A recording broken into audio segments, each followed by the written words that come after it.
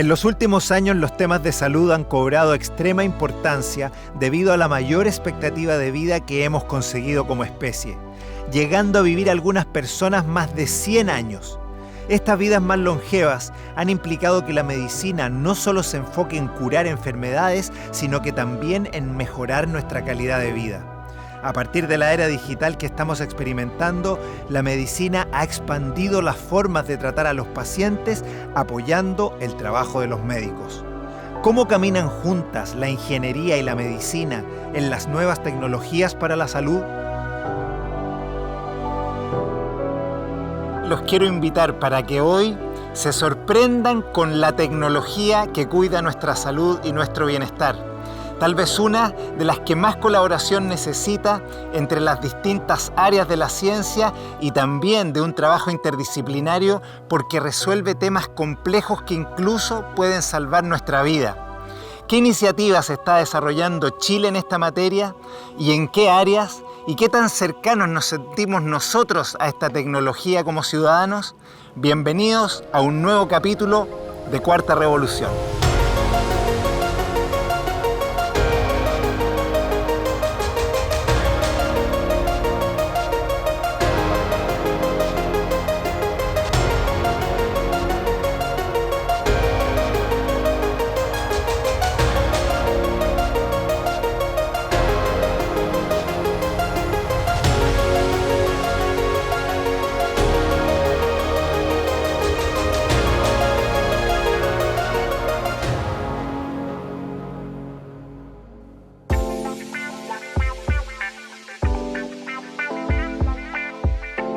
Estamos en el campus Casa Central Valparaíso de la Universidad Santa María. Me voy a encontrar aquí con Matías Zañartu. Él es director del Centro Avanzado de Ingeniería Eléctrica y Electrónica. Con él voy a hacer las primeras indagaciones de lo que implica el desarrollo de tecnología para la medicina, y también voy a conversar con él sobre su proyecto sobre monitoreo de cuerdas vocales en tiempo real. Bueno, Matías, tú llevas mucho tiempo investigando y también desarrollando tecnología que impacte positivamente en nuestra salud. ¿Cómo ves este vínculo entre ingeniería y medicina? Mira, yo llegué a este tema por mi acercamiento con los temas de sonido. Mi fascinación con la música me llevó temprano a vincularme en temas de audición, cómo escuchamos, cómo hablamos, cómo se genera la voz. Y por ahí tuve un encuentro con la gente de medicina, fonoaudiología, y aprendí lo muy difícil para ellos que es transformar su trabajo en algo objetivo. Como el trabajo, por ejemplo, de voz, para ellos hablaban de voces brillantes, todo en cualidades y nada en cantidades. Y eso pasa un montón en medicina, y hay un espacio gigante para poder transformar el trabajo en algo más objetivo, ayudarlos a reportar mejor, a entender y poder hacer un mejor seguimiento de lo que hacen. Por ahí he empezado gran parte de lo que fue mi inicio en este tema. Esta colaboración se genera eso, pero después esto tiene que de alguna manera transformarse en innovación, tiene que transformarse en objetos concretos que lleguen al campo de la medicina, que llegue a los médicos y finalmente también a los pacientes.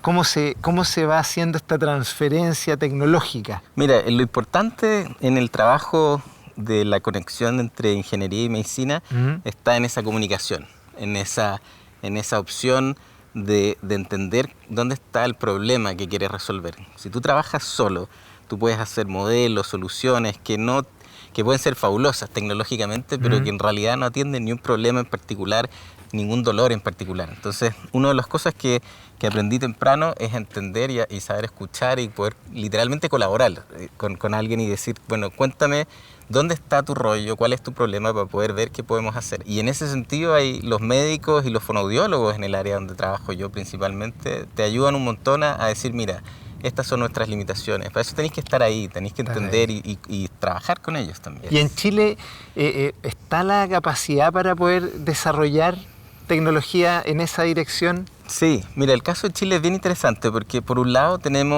hay un tema normativo que todavía está muy en desarrollo. Chile no es un país que tenga grandes normas, no tenemos una FDA que nos ayuda a orientar qué es lo que se necesita o no se necesita. Todavía es muy temprano, está en proceso de desarrollo en el ISP, está pasando algo en ese sentido.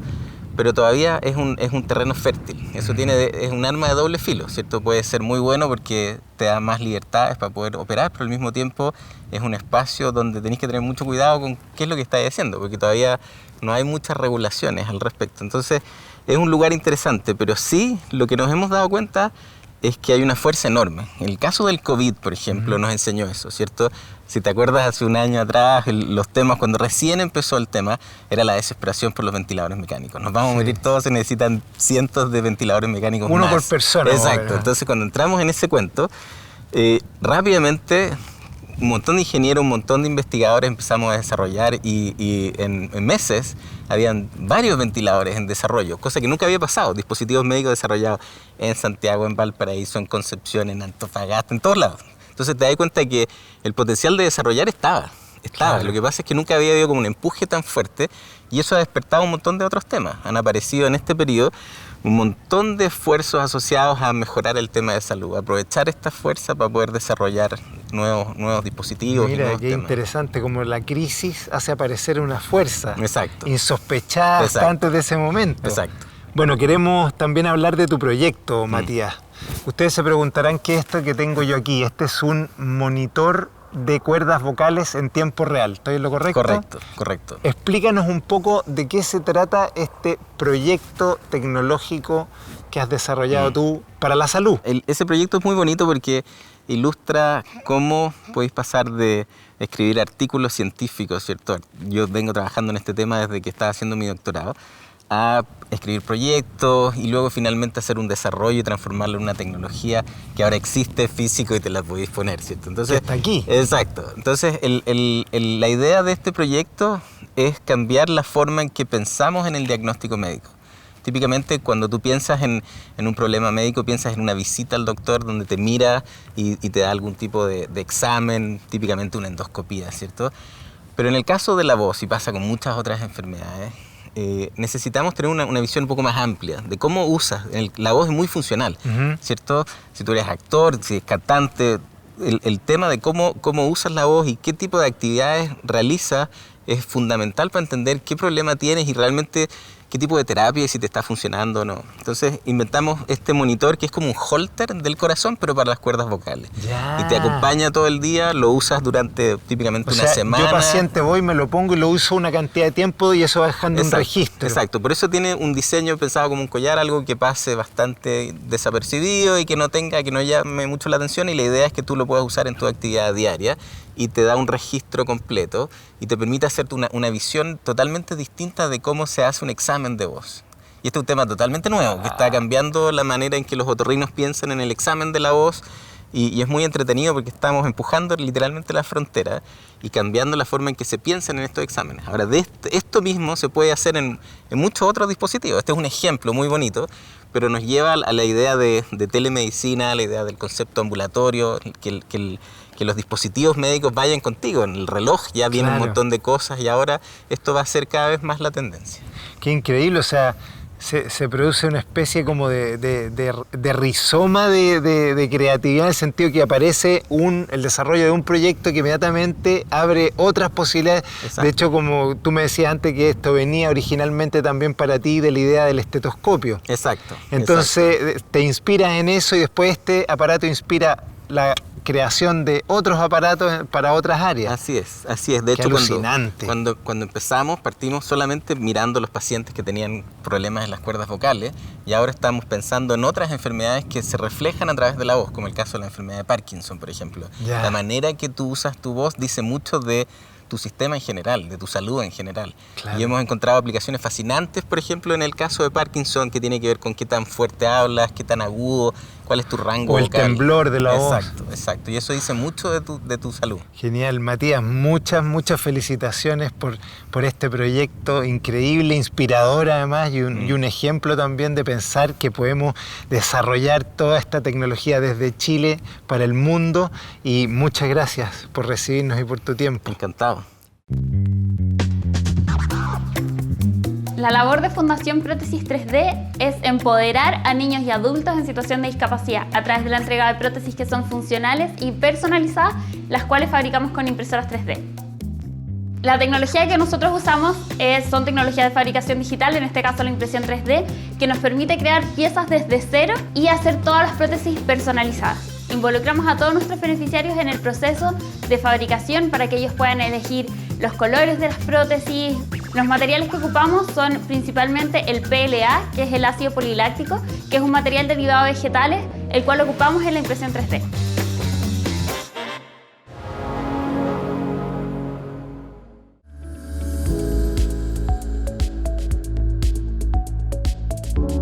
¿Cuál es su nombre? Nora. Nora. ¿Qué se imaginan ustedes que podrían ser tecnologías para el futuro de nuestra salud? A nivel tecnológico, cambiarle un poco el cerebro a los seres humanos para que evolucionen con respecto a la naturaleza, a cuidar la alimentación, que es lo más importante. Yo creo que la tecnología nunca va a superar el que el ser humano se desarrolle mentalmente y evolucione. Como está la cosa ahora, yo creo que algo como para el COVID. Sí, algo para detectar el cáncer más rápido podría ser, porque muchas veces se detecta muy tarde. Entonces, si hubiese algún examen que te detectara al tiro cualquier cuestión. Mira, interesante, podría ser alguna suerte de chip o de algo que tuviéramos y que detectara cuando se dispara algún tipo de, qué sé yo, de elemento químico en nuestro cuerpo que nos diga, ojo, alerta, que aquí podría haber presencia de un cáncer. Bueno, yo siempre he pensado en las sillas de ruedas, que sean más tecnológicas. O sea, acá en Chile, más fácil de utilizar, porque acá la gente va con sus brazos, se cansa. Yo creo que habría que inventar un casco que sí le cambiara el switch a los seres, o una gran parte de los seres humanos. Y nos haga volver a recordar ser humanos. No sé, que existiera algo que te diga qué persona tiene y qué no. También la tecnología avanzada nos deja sin trabajo. Más inversión y recursos para no queremos vivir más, yo creo que queremos vivir mejor. Maravilloso.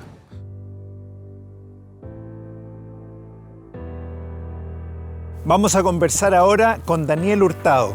Él es ingeniero y fue nombrado como una de las 10 promesas científicas del futuro en el Foro Económico Mundial del año 2018. Y esto porque Daniel tiene una mente inquieta, una mente creativa y justamente está pensando en nuevas tecnologías para la salud que permitirán el desarrollo de innovadores tratamientos médicos para diversas patologías. Acompáñenme. Bueno, Daniel, muchas gracias por recibirnos y conversar con nosotros. Yo la verdad estoy alucinado con este tema y con este concepto de un paciente virtual. Explícanos un poco en qué consiste esto. Mira, el paciente virtual es un concepto que se ha usado de alguna manera en ingeniería muchas veces, usar un computador para entender un sistema, pero en este caso es el sistema del cuerpo humano. Entonces, un paciente virtual es un modelo matemático que refleja el comportamiento en algún órgano del cuerpo humano, que finalmente tú lo resuelves usando computadores. ¿Y qué significa eso? Significa que tú puedes tomar este modelo y puedes de alguna manera jugar con él, ver cómo se comporta bajo distintos escenarios, poder usarlo para entender cómo funciona, por ejemplo, un órgano como el corazón. Yo siempre le digo a la gente, un paciente virtual, piénsalo como un videojuego.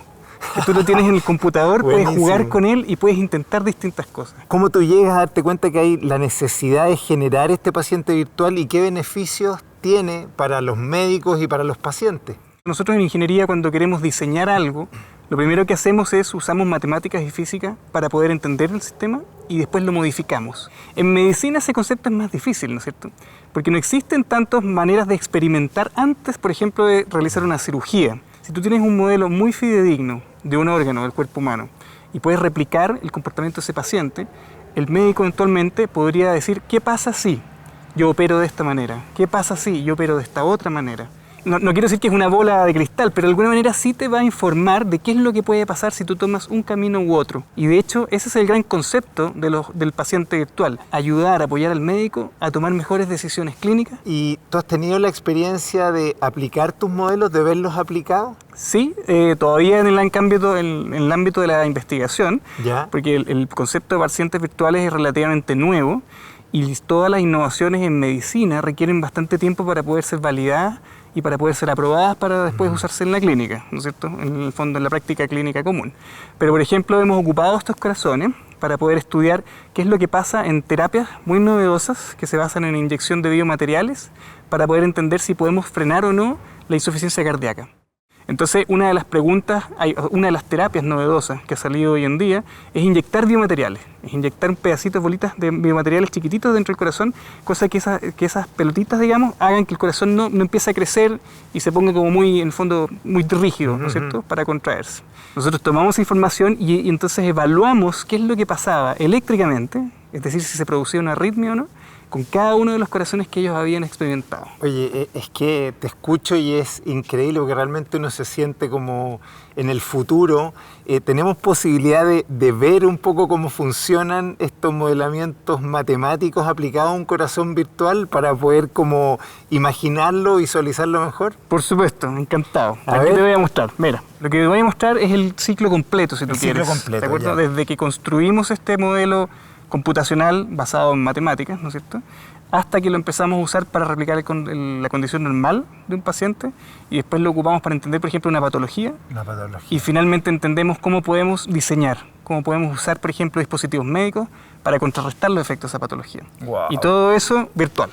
Entonces, el paciente virtual empieza de la siguiente manera. Tú puedes ver acá, estamos viendo una tomografía computarizada. Son imágenes radiológicas que se hacen en los hospitales. ¿Esta también es virtual? ¿Está tomada de un paciente? Esta está tomada de un paciente real. Ya. Es una tomografía computarizada que está tomada de un paciente real.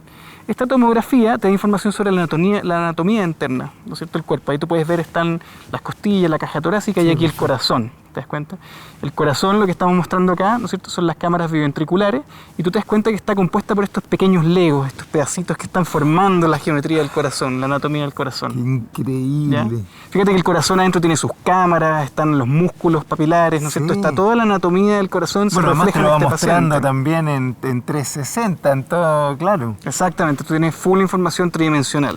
Entonces, ¿qué hacemos? Esto hasta ahora es un modelo geométrico. ¿Ya? De hecho, tú podrías, por ejemplo, imprimir esto en 3D y sacar un corazón en plástico, digamos, de lo que es el paciente. Y eso también se puede usar, por ejemplo, típicamente lo hacen en huesos para hacer cirugías y probar otras cosas. Eso también es posible solamente con geometría. Pero vamos a ir más allá de la geometría. Vamos a ir ahora a la función del corazón, ¿ya?, a la función eléctrica. ¿Ya?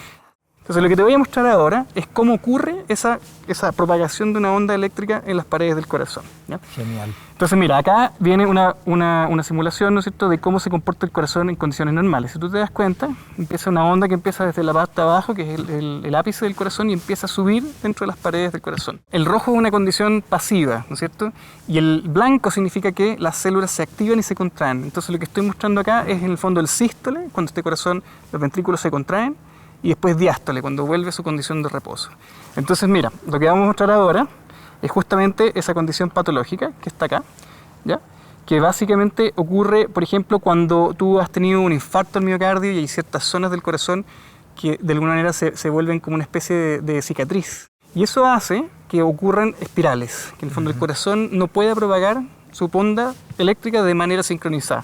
Y eso es justamente lo que vamos a ver acá. Te das cuenta que acá se genera esa espiral, empiezan todas estas espirales a moverse dentro del corazón. Esto es lo que los médicos, cuando quieren reflejar esta condición de fibrilación, hablan del saco de gusanos. ¿Y por qué es difícil esto? ¿Por qué es crítico? En el fondo es porque, como es muy desordenada, no se puede poner de acuerdo el músculo y no puede expulsar toda la sangre al resto del cuerpo.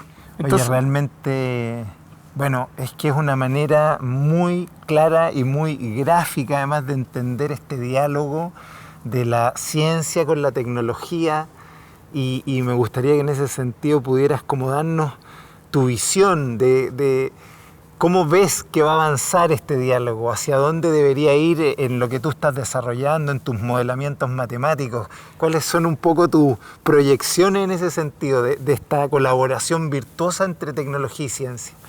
Bueno, ahí tenemos muchas cosas entretenidas por hacer. Es un camino que igual hay que seguir recorriendo. Yo creo que falta todavía ese acercamiento, ¿no es cierto?, de la medicina y la ingeniería, un trabajo realmente interdisciplinario en conjunto que se está desarrollando, pero yo creo que tiene que crecer, tiene que ser más apoyado, tiene que ser de todas maneras más empujado. Porque fíjate que los grandes problemas de la medicina, yo diría que de la humanidad hoy en día, no son necesariamente problemas monodisciplinares. En el sentido en que no necesariamente vas a encontrar la solución en una disciplina en particular, y tienen en el fondo contribuciones que pueden ser hechas desde distintos puntos de vista. Hay que ver soluciones holísticas a eso. ¿Desde dónde sientes tú que falta todavía más? Yo te diría desde la sociedad completa. Sociedad completa. Obviamente en la academia tenemos las herramientas científicas para poder aportar desde el punto de vista científico, pero no es un problema netamente científico. Es un problema también, por ejemplo, salud pública, o sea que también necesitamos trabajar con todas las entidades públicas, ¿no es cierto?, para poder ver cómo insertamos eso. Pero también es un problema que yo diría que afecta a la industria, ¿no es cierto? Tampoco podemos hacernos cargo solamente de la academia y el gobierno o los hospitales públicos, etcétera, sino que es algo que realmente tiene que trabajarse desde el punto de vista de la sociedad completa. Hay una interacción público-privada extremadamente importante que se tiene que realizar. El mensaje está súper claro: colaboración público-privada. Muchas gracias, Daniel.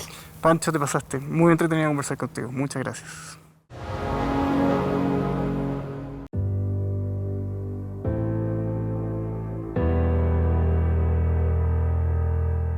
La motivación del proyecto fue la pandemia que empezó en 2020, por lo menos en Chile. Quisimos contribuir de alguna manera a la lucha contra esta pandemia y nos damos cuenta en realidad que es una universidad tecnológica, es un centro tecnológico, que tenemos un grupo bastante fuerte y diverso de ingenieros. Por lo tanto, después de una evaluación de nuestras capacidades, dimos cuenta que sí podemos contribuir con la tarea, digamos, en esta época, que era la tarea principal tecnológica o problema principal tecnológica, con ventiladores mecánicos. El proceso empezó en abril, cuando el país ya gradualmente entraba en cuarentena total. Ahí nuestros ingenieros aprendieron o estudiaron los ventiladores comerciales. En base de esto diseñaron el ventilador actual que estamos desarrollando, prototipando. Están terminando el prototipo número 1, que es un ventilador de emergencia, pero al mismo tiempo nuestro centro decidió ir más allá, especialmente estudiando los ventiladores comerciales que Chile adquirió en extranjero, y nos dimos cuenta que podemos sí también desarrollar ventiladores más profesionales, más cercanos a los comerciales. Y el grupo de ingenieros también trabaja en prototipo número 2, la versión 2, que sí ya va a incluir todas las capacidades y todos los modos de funcionamiento de los ventiladores que sí uno puede comprar en el mercado internacional. Y el ventilador mismo, es importante mencionar también que se desarrolla completamente desde diseño hasta su prototipo en Universidad Técnica Federico Santa María y particularmente en los laboratorios del Centro Científico Tecnológico de Valparaíso.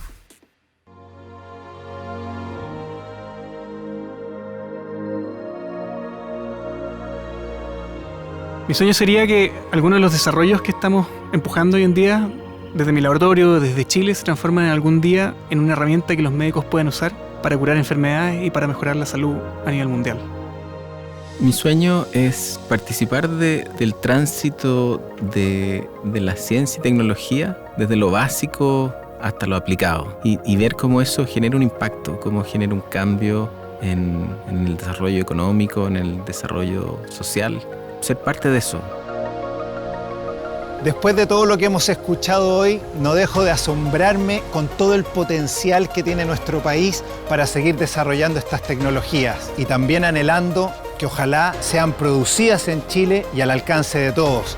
Para eso es fundamental que sigamos apoyando estas investigaciones y también los proyectos que promueven estos avances, para que así otros talentos también se atrevan a imaginar nuevas soluciones. Debo confesar que estas son las historias donde la ciencia me hace vibrar, cuando es entendida como una fuerza que se pone al servicio del bien común. Los dejo invitados para que nos encontremos en el próximo capítulo de Cuarta Revolución.